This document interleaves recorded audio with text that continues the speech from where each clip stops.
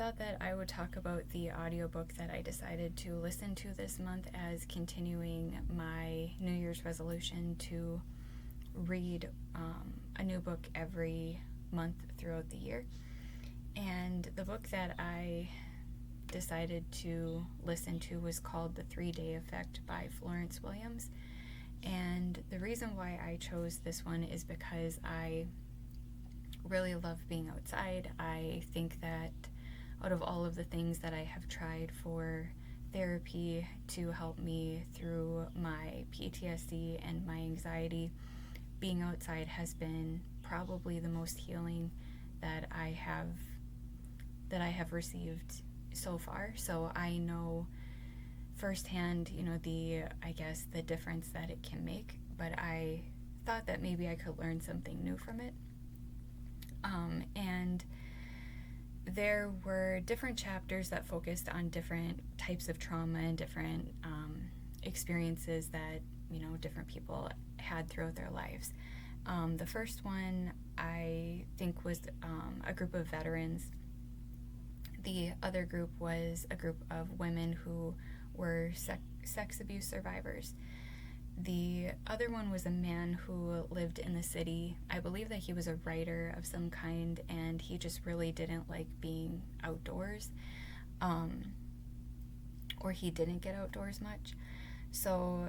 these groups would go off into some kind of a wilderness or outdoor setting and spend 3 days there and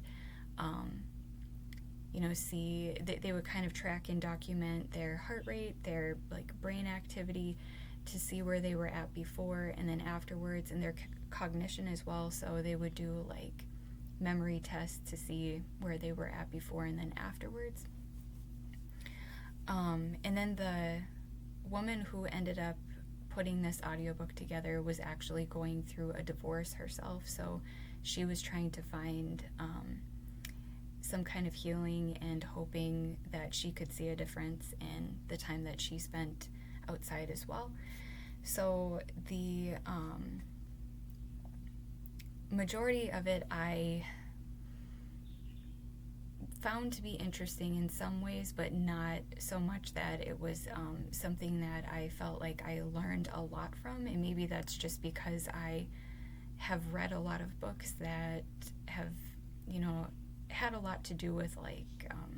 how to heal your nervous system and just outdoors kind of therapy type things. So some of it was just things that I had learned through that, and then things that I just had personally experienced myself being outside. So I didn't feel like I really took a whole lot away from it,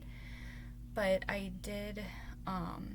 find it interesting that they discovered that it was easier for the veterans to feel a sense of safety being outside and a sense of healing kind of immediately, as they were outdoors and, just found a lot of relaxation, I guess, out there. Whereas they discovered that the victims of sexual abuse, the survivors, they had to learn to trust the feeling of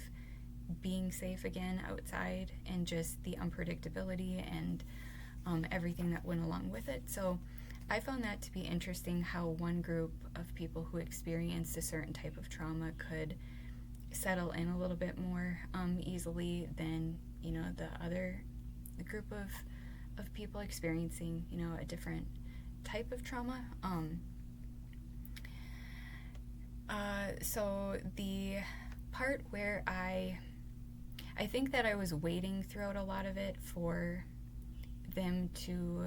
give more information based off of their findings through what they were trying to track and document with the heart rate and the brain activity, and just more facts and more information in that kind of a way, which they really didn't end up giving until about chapter 5, I want to say. And a couple of the things that I found interesting in it was that they talked a lot about how out of all of the emotions that have been studied, one of them they had mentioned, I don't know if they said that it was like a kind of like a downplayed emotion, but it held a lot of significance, and that feeling is awe, and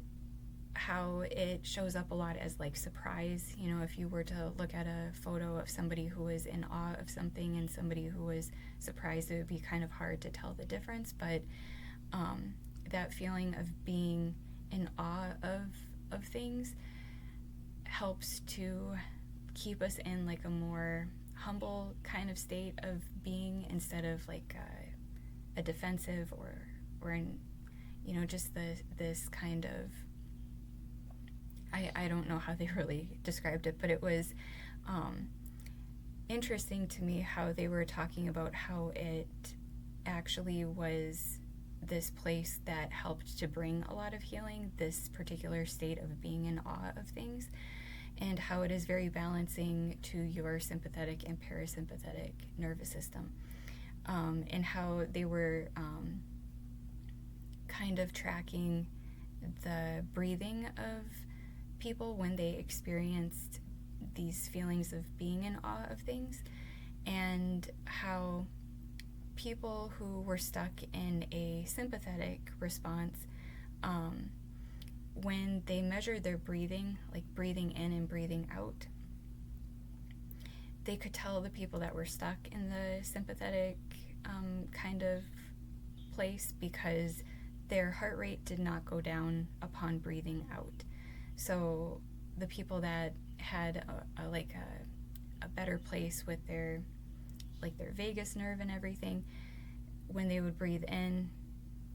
I think their heart rate would kind of increase, and then when they would breathe out, it would go down, but you know, it didn't with the people stuck in the sympathetic nervous system. So I found that to be interesting a little bit as well, because I did not hear that anywhere else, that, you know, I have not come across that. So that was what I decided to listen to for this month, which would be June, and next month is July. So next month I am going to be reading this book, which is Life of Pi, by Jan Martel, I think. That's how you pronounce it. And the reason why I am reading this book, I mostly chose to get this book to read to my daughter, because a few summers ago, we ended up coming across the movie Life of Pi, and we both really enjoyed it a lot. We thought that it is a little bit nerve-wracking and like anxiety kind of inducing, but the overall concept of it I found to be just really good. So